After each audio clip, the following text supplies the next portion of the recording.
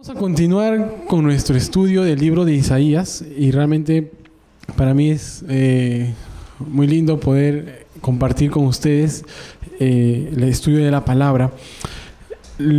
Estamos estudiando el libro de Isaías y nos hemos quedado en el capítulo 5 de Isaías. Vamos a estudiar esta noche desde los versículos 8 hasta el 30. Son pocos versículos, pero vamos a comenzar y vamos a orar un momento para pedir al Señor su guía. Te damos gracias, Padre, por esta noche. Gracias por darnos la oportunidad una vez más de reunirnos y de estudiar tu palabra. Te pedimos, Señor, que nos hables, que podamos tener un corazón sensible a tu voz y podamos, Señor, conocer más de tu palabra y así aplicarlo en nuestra vida, Señor. Y también ser luz y sal, ser de influencia, Señor, con tus principios a la gente que nos rodea. Te damos gracias por esta noche en el nombre de Jesús. Amén. Bien, vamos a estudiar Isaías 5 del 8 al 30. Pero antes vamos a recordar lo que estudiamos la semana pasada. Estudiamos los primeros 7 versículos del capítulo 5. Y en este capítulo, en esta porción de este libro, vimos que Dios le cantó un canto a su viña, ¿no? ¿Y en qué consistía este canto? Dios le dio lo mejor a su viña. Dios lo puso en una buena tierra, removió la tierra para sembrar esta viña, la limpió de piedras, puso la mejor semilla para esta viña, construyó una torre en medio de este lugar y eso era una señal de protección para esta viña. Y también puso un lugar donde se va a preparar el vino. En otras palabras, Dios se preocupó bastante por esta viña. Dios le dio lo mejor con un propósito, con el propósito de que esta viña pueda dar buenos frutos, buenas uvas agradables. Pero pasó algo, la viña dio uvas amargas, uvas agrias, y la Biblia menciona como uvas silvestres. Y Dios se preguntó, ¿había algo más que hacerle a mi viñedo? ¿Hay algo que no le hice a mi viñedo? ¿Por qué es que debiendo yo esperar buenas uvas me da uvas silvestres? Y el Señor explicó qué es lo que iba a hacer con su viña por haber dado este tipo de frutos. Dijo que le quitaría la protección para que la destruyan y la pisoteen. Nadie podrá podarla, nadie podrá acercarse a esta viña. Crecerá espinos y maleza. Incluso el Señor dio las órdenes a las nubes para que no cayera lluvia sobre esta viña. En el versículo 7 del capítulo 5, vamos a leerlo un momento, el Señor explica de qué se trata esta viña. Y dice, en realidad la viña del Señor de los ejércitos es la casa de Israel, y los hombres de Judá son la planta que Él se complace. Esperaba Él justicia, y solo hay injusticia, equidad, y solo hay iniquidad. Al final de este libro aprendimos que esta viña tan preciada por el Señor era el pueblo de Israel, era Judá. Y en vez de que ellos pudieran respetar la ley del Señor, el Señor encontró que había desobediencia, que en vez de justicia había injusticia. Y es por eso que el Señor tiene que tomar esta decisión. Y aprendimos algo, aprendimos que el Señor, para hacer las cosas buenas, tiene que, como en este caso, destruir. Para hacer algo nuevo, el Señor tiene que permitir esto. Y aprendimos algo, personalmente yo aprendí algo, ¿no? Que el que está unido a Cristo es una nueva creación. Todas las cosas viejas pasaron, ahora son hechas nuevas en Él. Entonces, continuando con la lectura, a partir del versículo 8, vamos a ver las características de estas uvas silvestres.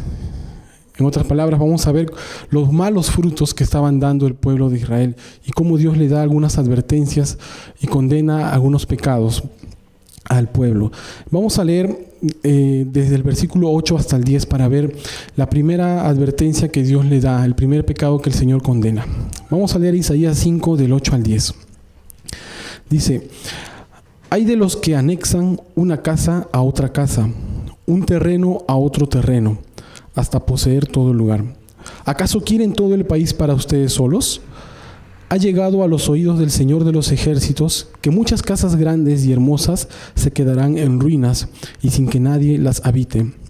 Las viñas que rendían 10 barriles de vino rendirán un solo barril. 10 sacos de semilla rendirán un solo saco de trigo. En la versión NBI, el primer versículo dice algo como esto. Dice: hay de los que acaparan casa tras casa y se apropian de campo tras campo. En este versículo podemos entender que el pueblo estaba lleno de codicia. Había gente que se apoderaba, se acaparaban casas, acaparaban terrenos, incluso a cuesta de las otras personas, a cuesta de las personas que no tenían, que estaban en pobreza y querían todo para ellos. La Biblia lo dice bien claro: ¿acaso quieren todo el país para ustedes solos? ¿No? El pueblo estaba con el pecado de la codicia. Ahora, hay una palabra interesante en este versículo que es la palabra ay, ¿no? Que esta palabra expresa una condenación, de alguna manera, un lamento.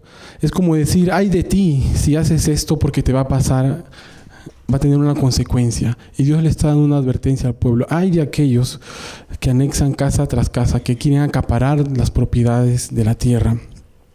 Ahora, aquí hay una advertencia para ellos. Aquí hay una advertencia para aquellas personas que estaban cometiendo este pecado.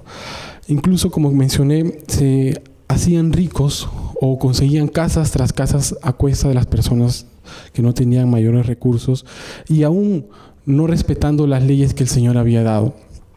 Antiguamente no podían vender un terreno, no solo alquilarlo, y si lo alquilaban o de alguna manera lo vendían, tenían la opción de recuperarlo. Si no tenían dinero, tenían que esperar, por ejemplo, el año del jubileo, donde estos terrenos volvían a su dueño. Pero esta gente estaba acaparando todo. Esta gente estaba haciéndose rica a cuesta de las personas que no tenían condiciones para poder recuperar sus dineros, su terreno. Parecía que su único fin en la vida era conseguir más casas, más terrenos, y más casas y más terrenos hasta acaparar todo. Se hacen ricos a cuesta de otros. Y esto, lo que vamos a ir viendo, aunque es el relato del libro de Isaías a la gente del pueblo de Israel, se parece mucho realmente a cómo está nuestra sociedad hoy en día. Vamos a leer en Hechos 16:16, un pasaje donde podemos quizás comprender un poco más esta ilustración. Hechos 16:16, vemos que Pablo, cuando está en uno de sus viajes misioneros, llega a un lugar, a Macedonia, y se encuentra con una muchacha que estaba poseída por un espíritu de adivinación. Y cuando Pablo se atreve a callarla y por el poder de Dios hace una liberación de ese espíritu, los amos de esta muchacha de espíritu de adivinación se molestaron porque habían perdido la esperanza de sus ganancias. A pesar de que quizás esta muchacha fue libre, estos amos no estaban contentos por la libertad de esta mujer, sino que estaban tristes. Ellos estaban haciéndose ricos porque le daba mucha ganancia a esta muchacha con todas las adivinaciones que hacía. Ellos estaban haciendo ricos sin importar quizás si comía, sin importar quizás si descansaba, estaba siendo explotada. Y esto realmente no ha cambiado en nuestros tiempos. No ha cambiado porque hay mucha gente que sigue haciendo dinero, mucha gente que sigue consiguiendo más propiedades, más casas a cuesta de otras personas, sin importarles el sufrimiento, sin importarles la pobreza a la que puedan llegar. La codicia es un pecado que no ha cambiado y sigue hasta hoy en día. No importa explotar niños, no importa explotar mujeres, no importa que haya gente que tenga que trabajar más de 12 horas, 14 horas con tal de lograr sus ganancias. Y viéndolo de otro lado, hay personas que ya no por necesidad, sino por la misma codicia siguen trabajando, incluso abandonando a su propia familia, abandonando a sus hijos. La codicia, ¿no?, sigue afectando a muchas personas. Incluso podemos ser víctimas de ese pecado si no tenemos en claro quién es nuestro Señor, quién es nuestro Dios, nuestro proveedor. Ese es el primer pecado que vemos que Isaías condena a través de esta lectura. La codicia es idolatría, el amor al dinero es idolatría. Y vemos que el pueblo estaba sumergido en esta idolatría de la codicia. Pues allí estaba su tesoro, ¿no? Y la pregunta es, ¿dónde está nuestro tesoro? ¿No? Donde está nuestro tesoro, allí estará nuestro corazón. Si nuestro tesoro está en las riquezas o en la codicia, pues ahí vamos a poner todo nuestro esfuerzo, ahí vamos a poner toda nuestra vida con tal de ganar algo más de lo que ya hemos tenido.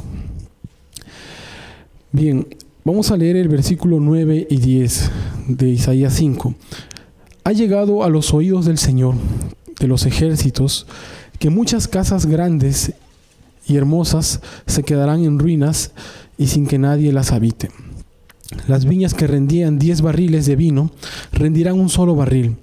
10 sacos de semilla rendirán un solo saco de trigo. El Señor le está diciendo al pueblo que todas esas ganancias codiciosas, que todas esas ganancias deshonestas iban a tener un fin, que sus casas iban a ser destruidas y que nadie las iba a habitar. Que sus terrenos que producían frutos, que producían, por ejemplo, las viñas que producían 10 barriles solamente van a rendir un barril. Y los sacos de semilla que rendían 10 solamente van a rendir uno. Dios está de alguna manera castigando al pueblo por la desobediencia de la codicia que habían tenido. Poner la esperanza en las riquezas es algo incierto. Poner la esperanza en las propiedades, en los terrenos, en las casas, en las cosas materiales de esta vida es poner la esperanza en un vacío. Quisiera por favor que me acompañen a Lucas capítulo 12. Vamos a leer un pasaje del 13 al 21. Lucas 12, del 13 al 21.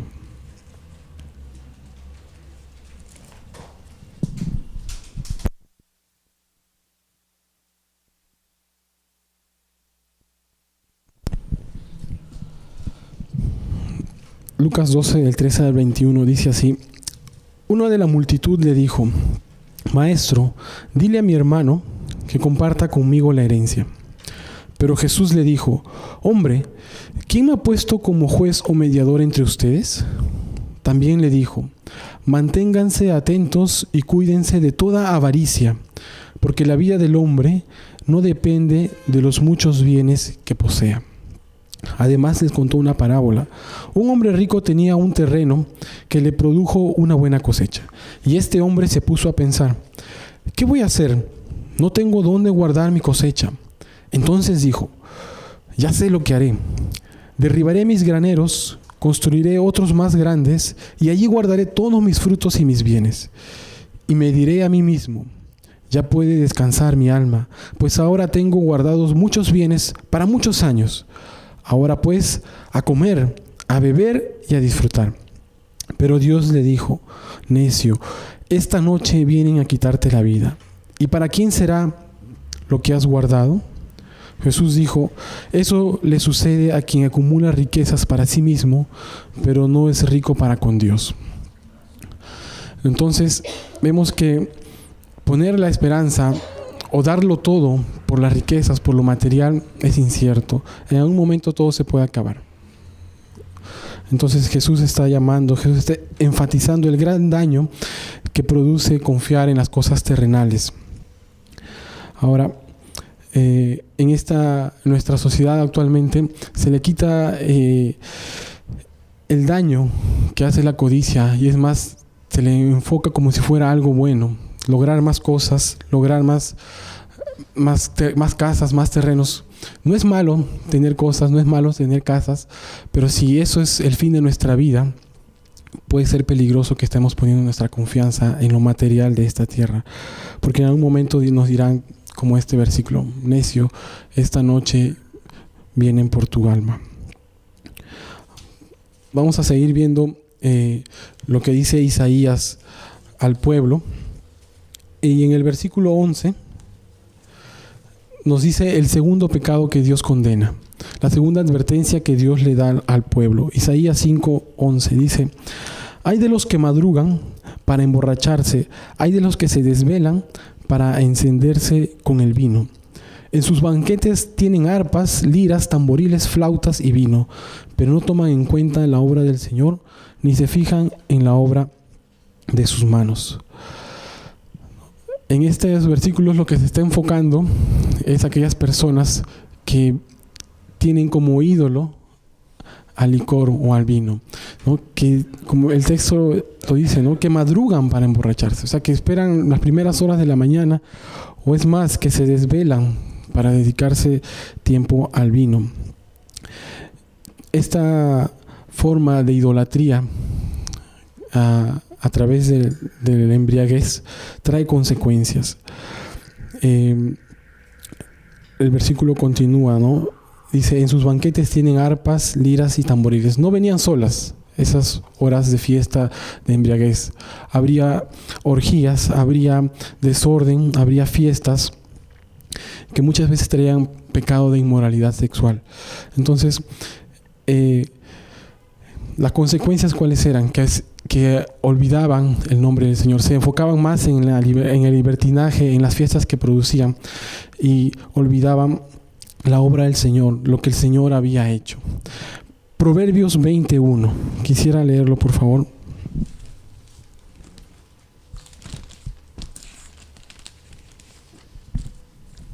Proverbios 21 dice: beber vino o bebidas embriagantes te lleva a blasfemar y a causar alborotos. Si había algo en el pueblo que lo estaba llegando a blasfemar, era dedicarse al licor como lo estaban haciendo. El vino confunde tanto a una persona al punto de hacerlo blasfemar contra Dios y puede hacer locuras, ¿no? Aquí se condena un estilo de vida que estaban llevando de libertinaje y de embriaguez. Y el desorden, todo ese desorden traería consecuencias para el pueblo. Vamos a leer desde el versículo 13 hasta el 15. ¿Cuáles son esas consecuencias de desobediencia por dedicarse a la embriaguez y descuidar y olvidarse del Señor? Dice así el versículo 13: por eso mi pueblo fue llevado cautivo, por su falta de conocimiento. Sus mejores hombres murieron de hambre, sus multitudes murieron de sed. Por eso el sepulcro ensanchó su garganta y abrió sus desmesuradas fauces. Al sepulcro bajará su esplendorosa multitud con sus fiestas y su algarabía. Ricos y pobres serán humillados, los de mirada altanera serán abatidos. El pueblo fue llevado al cautiverio, y esa fue la máxima expresión del castigo del Señor para este pueblo en ese momento. Y Dios lo está diciendo acá. Lo que en un momento el Señor expresó que iba a hacer con su viña, quizás lo está detallando en este momento. El cautiverio sería la máxima consecuencia que tendría el pueblo por causa de olvidarse de Dios. Habría muerte y sufrimiento.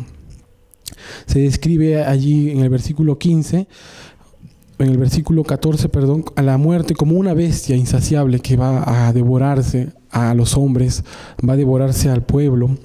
Y no solamente eso, sino que habrá sufrimiento. Los hombres murieron a causa del hambre y las multitudes murieron por la causa de sed. El castigo que Dios trajo a través de Babilonia al pueblo fue muy grande, y como vemos quizás aquí es una pequeña descripción de lo que iba a pasar. Ricos y pobres serán humillados. No habrá distinción para todos aquellos que olvidaron del Señor. Ahora, el Señor va a hacer algo. Versículos 16 y 17 dice: pero el Señor de los ejércitos será exaltado con la justicia, el Dios santo será santificado con la victoria. Los corderos serán apacentados como es la costumbre, pero gente extraña consumirá los desolados campos de los ricos. La versión Dios habla hoy nos ayuda a comprender un poco mejor este texto. A mí me ayudó bastante. Dice: el Señor Todopoderoso mostrará su grandeza en el juicio. El Santo de Dios mostrará su santidad haciendo justicia. Dios, por una de las cualidades que es santo, va a hacer justicia con su pueblo. Él no está para tolerar el pecado del pueblo. y por ser santo va a aplicar la justicia. Estos versículos nos hablan de un Dios justo y santo. Y así como Él es justo y fiel para perdonar nuestros pecados, como dice un pasaje de la Biblia, también Él es fiel y justo para aplicar su justicia, para poder castigar al pueblo. Y Él, a través de los profetas, como ya hemos visto en otras prédicas, les había advertido mucho de que la desobediencia iba a traer consecuencias desagradables. Y ahora Él les está advirtiendo: hay de aquellos que se embriagan, hay de aquellos que acaparan con tanta codicia, van a recibir las consecuencias de la desobediencia. No podemos burlar a Dios. No podemos jugar con fuego porque en algún momento nos vamos a quemar. Dios no puede ser burlado. Y si algo podemos aprender hasta este momento es que Dios cumple su palabra. Así como cumple su palabra de misericordia y de perdón, Dios también cumple su palabra, porque lo vemos más adelante, que Él va a castigar al pueblo de una manera muy severa. Entonces, si podemos aplicar algo en base a lo que leímos, busquemos estar dependiendo del Espíritu Santo del Señor, así como aquella persona ebria depende del licor. Es una comparación que hace Pablo en un momento. Busquemos estar llenos del Espíritu Santo. Vamos a avanzar para ver el tercer pecado que el Señor condena, la tercera advertencia que Dios le da al pueblo. En el versículo 18 dice: hay de los que atraen la iniquidad con cuerdas de vanidad y el pecado con correas de carreta. Hay de los que dicen: que venga ya su obra y se dé prisa, que se acerque y la veamos, que venga el consejo del Santo de Israel para que lo conozcamos. El tercer pecado que el Señor condena es que las personas estaban enorgulleciendo de su pecado. Ellos empezaron trayendo el pecado como si fuera algo bueno. Dice: hay de los que traen la iniquidad, la maldad, con cuerdas de vanidad, sutilmente. Sutilmente traían el pecado, pero el pecado avanza como una bola de nieve, podríamos decirlo, y luego el pecado es necesario que sea arrastrado como con correas de carreta. Algo que empezó con una vanidad se convirtió en algo grande y ahora va a tener que ser arrastrado de esta manera. La gente estaba orgullosa de su pecado. La gente estaba retando a Dios de alguna manera, y en el versículo 19 dicen: que venga ya la obra del Señor, que venga su juicio, queremos ver qué es lo que Él va a hacer. De alguna manera estaban retando al Señor. Estaban teniendo un cinismo frente al pecado, ¿no? El pueblo estaba arrastrando la maldad con mentiras. Estaban arrastrando el pecado como quien trae una carreta. Eso es lo que estaba pasando en este caso. El pueblo del Señor se había corrompido, enorgulleciéndose de su pecado. Bien, vamos a continuar. Y ahora vamos a ver el siguiente pecado que Dios condena. En el versículo 20 dice: hay de los que llaman bueno a lo malo y malo a lo bueno. Hay de los que convierten la luz en tinieblas y las tinieblas en luz. Hay de los que convierten lo amargo en dulce y lo dulce en amargo. Si podemos poner un nombre a este pecado, podríamos decirlo que se trata del relativismo moral. La gente, al estar confundida, no llegaba a conocer qué era bueno y qué era malo. Ya en el capítulo 1 de Isaías, el Señor les tiene que decir al pueblo: estoy cansado de toda la hipocresía que ustedes tienen. Estoy cansado de que ustedes me traigan ofrendas, que hagan sacrificios cuando están viviendo en una vida de pecado, de idolatría, sacrificando a sus hijos. ¿De qué me sirven, dice el Señor, ¿no? Sus sacrificios, los días que ustedes descansan para mí? ¿De qué me sirven si no hay un corazón sincero, no hay un arrepentimiento sincero? El pueblo le estaba llamando bueno a lo malo y a lo malo le estaba llamando bueno. Pero, ¿qué es el relativismo? ¿No? Es una forma de pensar según la cual nada es definitivamente cierto o absoluto. Esta idea indica que todo punto de vista es válido Y se puede notar que según esta visión, los principios morales y éticos de la palabra de Dios caen por la tierra. Y cuando no hay límite para el bien o el mal, se abre el camino para el desorden, que las personas creen que pueden hacer lo que quieran sin que nadie les diga nada. Imaginemos esto, un partido de fútbol. Y en este partido de fútbol no hay un árbitro. Los jugadores podrían hacer lo que quieran. Los jugadores podrían hacer goles donde sea, salirse del campo, hacer las faltas que quisieran. Si no hay alguien que pueda establecer las reglas, ese partido de fútbol sería un desorden total. Y es igual, no es lo que le parezca a un jugador o a otro, es algo que ya está establecido y son reglas que tienen que respetar, ¿no? No es que cada uno, según el relativismo moral, puede decir lo que le parezca y eso es bueno. Puede hacer lo que quiera y eso va a tener que ser necesariamente bueno. Dios ha establecido patrones y normas de conducta, morales, éticos, para cada uno de nosotros, para esta vida. La visión relativista dice lo siguiente, ¿no? Los patrones del bien y el mal son derivados de normas y patrones sociales, donde cada uno quiere crear sus propias normas de vida. Cada sociedad tiene sus normas y patrones que también cambian con el pasar de los años, ¿no? Por ejemplo, en muchos países hubo un tiempo que las mujeres no podían votar, ¿no? Y ahora eso ha cambiado. La mayoría de países las mujeres tienen el derecho garantizado para poder participar de elecciones. En algunos países practican la eutanasia, por ejemplo, pero en otros países está prohibido esa práctica. Algunas tribus africanas practican la poligamia y hay hombres que tienen más de una esposa, pero en la mayoría de países eso está prohibido. Un hombre no puede tener más de una esposa por ley. El aborto está prohibido en algunos países, pero en otros países está permitido. Cada país pone su regla, cada país pone lo que le parece bien. El homosexualismo, el matrimonio entre personas del mismo sexo, a algunos países les parece bueno y lo aprueban y lo practican y lo siguen promoviendo, pero otros países no. Cada país, cada cultura pone sus normas para el desarrollo de su país. Pero esta filosofía, la ciencia, la sociedad siempre va a cambiar. En un momento ellos pueden practicar algo, otro momento lo van a cambiar. Pero hay algo que no cambia y es la palabra del Señor. En 1 de Pedro 1:25 dice, pero la palabra del Señor permanece para siempre. Y es aquello que para nosotros debe ser nuestro manual de normas morales, nuestro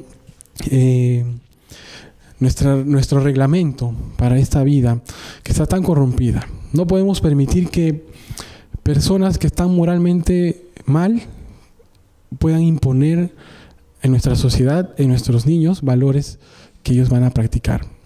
No podemos permitir que famosos de la televisión puedan enseñar a nuestros niños cómo vestir, a las niñas cómo vestir y mostrar su cuerpo de una manera tan deliberada.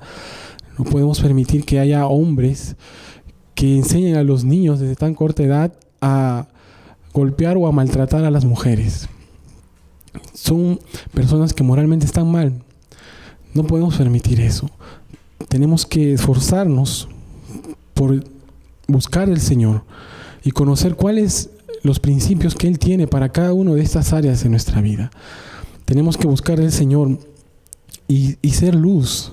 Si nosotros no hablamos, si nosotros no decimos nada, estas personas van a seguir siendo de influencia para nuestros niños, para nuestros jóvenes, aún para los adultos. Y cada uno va a poner lo que piensa y va a ser un desorden total. Debemos de alzar la bandera de la Biblia del Señor en medio de la oscuridad para poder promover y enseñar lo que Dios realmente quiere para la gente, para las personas. No podemos quedarnos callados en ese sentido. Y este pueblo estaba confundiendo las cosas. Estaba confundiendo, no tenía claro. Y más adelante vamos a ver qué podemos hacer. Vamos a continuar. Hay un quinto pecado, una quinta advertencia que el Señor les da al pueblo. Y está en el versículo 21. Dice, hay de los que se creen sabios Hay de los que se consideran muy inteligentes. Es una advertencia para aquellas personas que estaban rechazando a Dios y estaban siendo sabios y inteligentes en su propia opinión, rechazando así lo que Dios enseña en su palabra, rechazando así la sabiduría y los estándares que Dios estaba estableciendo. Eso es señal de orgullo, ¿no? El orgullo es: yo no necesito de Dios, yo soy inteligente, yo puedo hacer mis cosas a mi manera y no necesito del Señor, no necesito de su palabra, no necesito de lo que Él me está ofreciendo. Hay 6 cosas que odia el Señor y 7 aún aborrecen su alma. Y la primera de la lista es los ojos altivos.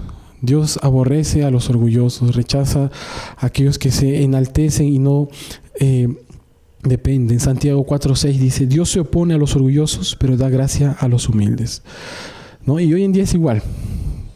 Mucha gente es sabia, inteligente en su propia opinión, rechazando así los principios que Dios ofrece en su palabra, ¿no?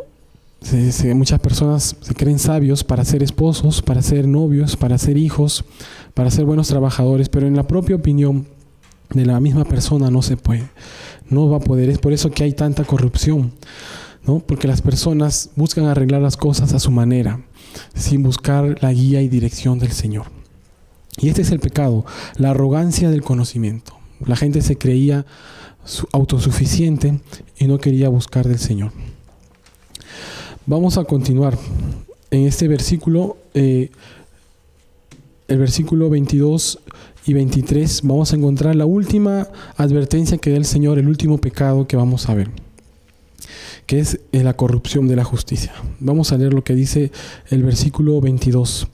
Hay de los valientes para beber vino, de los audaces para mezclar bebidas. Hay de los que mediante el soborno justifican al malvado y despojan de sus derechos al hombre honrado. Hay de aquellos hombres, ¿no?, en ese tiempo, o mujeres quizás también, ¿no?, que son valientes para beber vino, ¿no? Y cuando ya están sazonados, como dicen algunos, se creen machitos, ¿no? Y se desabotonan la camisa y se quieren pelear con todo el mundo. Hay de aquellas personas que son audaces para mezclar bebidas, ¿no? Que nuevamente el Señor está hablando de la borrachera, de la embriaguez. Es que las consecuencias y lo que puede ocasionar el licor en la vida de una persona no ha cambiado. Vamos a leer Proverbios 23, del 29 al 35, por favor. Proverbios 23, del 29 al 35. Nos describe cuáles son las características de aquella persona que está embriagada y dedicada al licor. Dice así: ¿quién se queja? ¿Quién se duele? ¿Quién se ve envuelto en pleitos? ¿Quién sufre? ¿Quién es herido sin razón? ¿Quién anda con los ojos morados? El que se pasa el tiempo tomando vino, el que anda en busca de bebidas mezcladas. No dejes que te traiga el rojo y el vino, que no te deslumbre su brillo en la copa. Suavemente se desliza por la garganta, pero al final muerde como una serpiente. Causa más dolor que una víbora. Hará que tus ojos vean cosas extrañas y que tu corazón diga cosas perversas.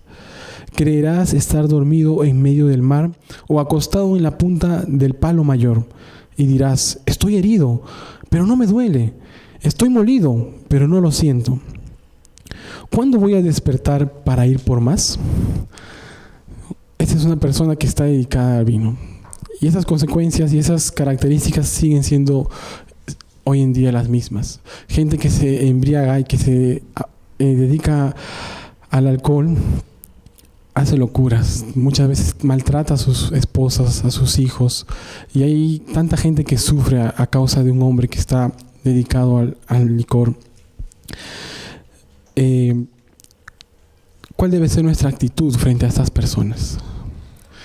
Cuando le trajeron a Jesús a aquella mujer que había sido encontrada en el acto de adulterio, Jesús le dijo: el que esté libre de pecado, que tire la primera piedra. En un momento todos se fueron, Jesús levantó la mirada y le dijo: ¿dónde están los que te condenan? Jesucristo le dijo: ni yo te condeno, pero vete y no peques más. Como cristianos estamos llamados a amar a las personas, no a condenarlas. No estoy diciendo que vamos a tolerar su pecado, pero tenemos un llamado a alcanzar a estas personas también, a orar por ellos. Porque por una persona como estas hay muchas personas que sufren. No solamente la propia familia, sino también una sociedad que está siendo partícipe, que está viendo cómo una persona puede lastimar a otras personas. Tenemos que orar por ellos. Ahora vamos a continuar. El versículo 23 dice lo siguiente: ay de los que mediante el soborno justifican al malvado y despojan de sus derechos al hombre honrado. ¿No? Eso parece tan familiar, no porque acá practiquemos eso, sino porque vemos en nuestra sociedad la corrupción a la vuelta de la esquina. Y quizás a la vuelta de la esquina es muy lejos, a unos pasos. Hay corrupción por todos lados. Y este versículo es clave y dice: mediante el soborno justifican al malvado y despojan de sus derechos al hombre honrado. Hoy con dinero puedes sacar preso a cualquiera. Hoy con dinero puedes liberarte de una multa. Hoy sobornando a alguien puedes lograr cualquier cosa. Hay corrupción por todos lados. Autoridades, organizaciones, personas que por dinero son capaces de dejar en la calle al hombre más honrado. Eso es lo peor, ¿no? Liberar a un corrupto, pero perjudicando a la persona que es honrada, como menciona este texto. Hombres que matan, violan, roban, hacen tanto daño a la sociedad, pero por tener plata son libres, ¿no? Universitarios que se esfuerzan tanto por una plaza, por un lugar, pero viene alguien que tiene plata y los desplazan.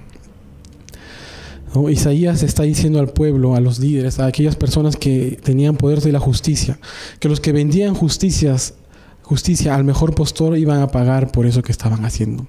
Hay de aquellos que hacen corrupción con el pueblo.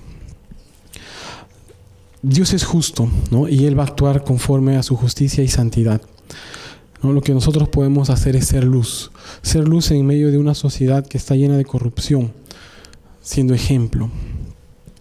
Ahora, en los siguientes versículos, ya que tenemos que ir hasta el versículo 30, vamos a ver cómo Dios va a obrar, cómo Dios va a castigar estos pecados. Y vamos a darle una leída, porque vamos a comprender de qué manera el Señor lo va a hacer. Vamos a leer desde el versículo 23 hasta el 30. Perdón, del versículo 24. Por eso, por todas las cosas que hemos visto, por todos los pecados, la raíz del pueblo será como la pobredumbre. Por eso su flor se desvanecerá como el polvo, así como la llama del fuego consume el rastrojo y la lumbre devora la paja. Porque despreciaron la enseñanza del Señor de los ejércitos y desdeñaron la palabra del Santo de Israel. Por eso se encendió el furor del Señor contra su pueblo. Por eso su mano se extendió contra él para herirlo. Por eso se estremecieron los montes y sus cadáveres fueron arrojados a las calles. Y a pesar de todo esto, su furor no se ha calmado. Su mano sigue aún extendida. Versículo 26. Agitará una bandera para llamar a las naciones lejanas. Con un silbido llamará a los que están en los confines de la tierra. Y estos vendrán con gran rapidez. Nadie entre ellos se mostrará cansado, ninguno de ellos tropezará ni se caerá de sueño, ninguno de ellos vendrá a medio vestir ni con las correas de sus sandalias rotas. Sus flechas ya estarán afiladas, todos sus arcos bien tensados, los cascos de sus caballos parecerán pedernal, las ruedas de sus carros parecerán torbellinos. Rugirán como leones, como cachorro de león rechinarán los dientes y atraparán a su presa, y se la llevarán a un lugar seguro sin que nadie la pueda arrebatar. Cuando llegue ese día, él bramará sobre ellos como brama el mar. Cuando mire hacia la tierra, solo verá angustiosas tinieblas, y en sus cielos la luz será oscuridad. Aquí el Señor está describiendo a través de Isaías cómo va a ser el castigo que le va a dar a su pueblo. Y allí lo dice bien claro. ¿no? Porque no hicieron caso a la enseñanza del Señor de los ejércitos y desdeñaron la palabra del Santo de Israel. Todas esas cosas le iban a venir al pueblo por la desobediencia. Para ir terminando, hay dos cosas que podemos aprender de esta lectura. Primero, que no podemos seguir jugando con el pecado. Vemos que Dios va a obrar cuando tenga que obrar. Vamos a ver que la desobediencia trae consecuencias, y cuando el Señor nos dice algo en su palabra y desobedecemos, pues esa desobediencia va a traer consecuencias a corto o largo plazo. No podemos seguir jugando con fuego, como se mencionó hace un momento, porque en un momento nos vamos a quemar. Y es cierto que vivimos en la gracia de Cristo, pero Pablo tiene que decirle a los romanos: ¿acaso pecaremos para que abunde la gracia? ¿Acaso seguiremos pecando para que abunde la gracia? De ninguna manera, ¿no? Entonces, aquí podemos hacer un llamado al arrepentimiento, ¿no? Para que cada día busquemos del Señor, para que cada día podamos venir ante Él y no tener que en algún momento pagar las consecuencias de nuestra desobediencia. Y lo siguiente que podemos aprender es que frente a una sociedad que ha distorsionado los valores morales, que cada uno dice lo que está bien para ellos y así lo practican, ¿qué podemos hacer? Vamos a terminar leyendo Romanos 12:2 para poder terminar esta idea.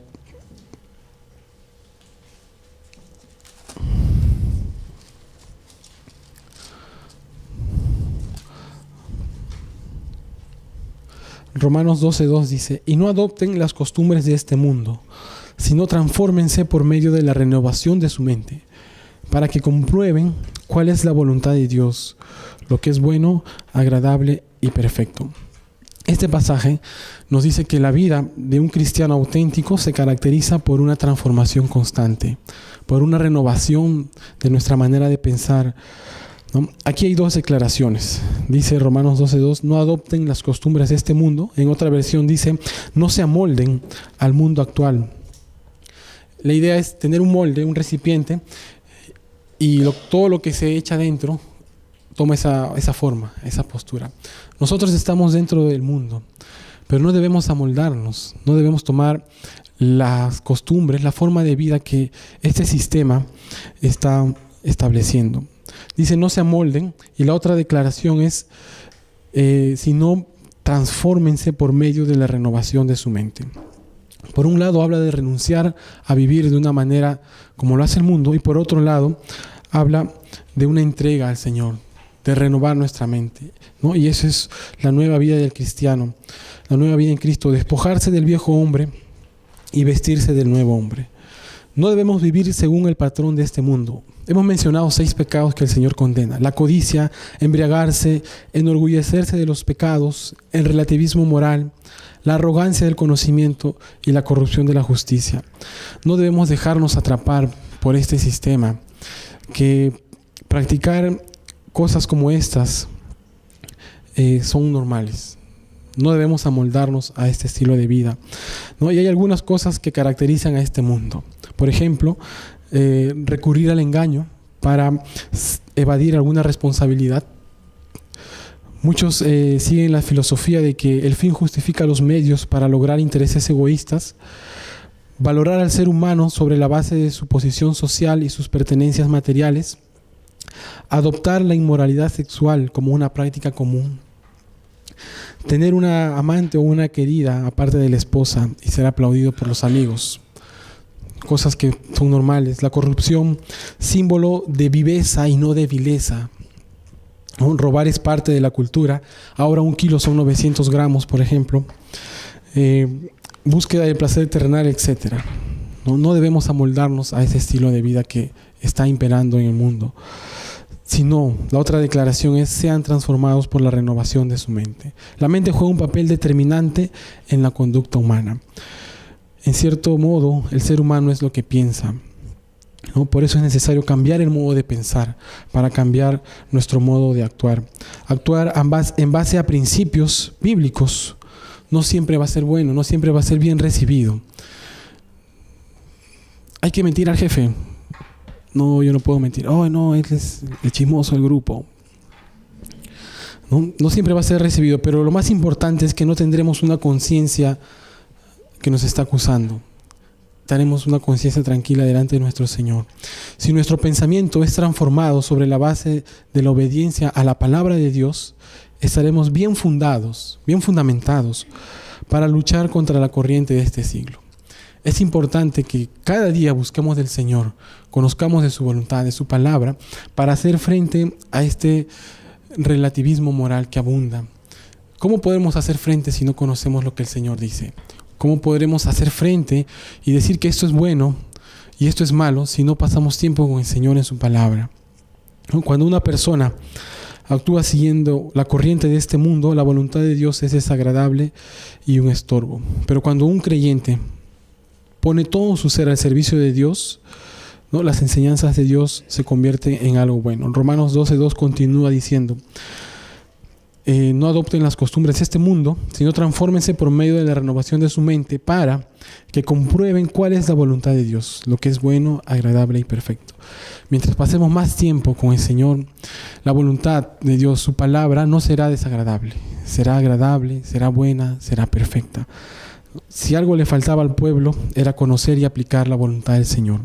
Por eso es importante, nuevamente, que como cristianos busquemos del Señor. Renovemos nuestra mente con su palabra. Aunque nos cueste, aunque nos juzguen, aunque se burlen de nosotros, podamos hacer frente a esta sociedad que está cada vez más corrompida, con principios cristianos, con principios que Dios establece en su palabra, y de esa manera podemos alcanzar a otras personas también. Vamos a orar para terminar. Señor, te damos gracias por esta noche. Gracias, Señor, porque hemos leído tu palabra en Isaías, y realmente hay muchas cosas que podemos ver, que podemos aprender, que podemos rescatar, Señor, de esta lectura. Pero ayúdanos, Señor, a que podamos buscarte cada día más, que podamos conocer más tu perfecta voluntad, conocer los principios, los valores que tú estableces en tu palabra, para que cada uno de nosotros, Señor, podamos ser luz, podamos ser sal, Señor, podamos ser de influencia en una sociedad, Padre, que realmente cada día va de mal en peor. Una sociedad que sigue llamando bueno a lo malo y malo a lo bueno, Señor. Danos sabiduría, firmeza, para que con base en tu palabra podamos llamar malo a lo malo y bueno a lo bueno. Ayúdanos, Señor, a seguir reforzando esta enseñanza también en el tiempo de las preguntas. En el nombre de Jesús, amén.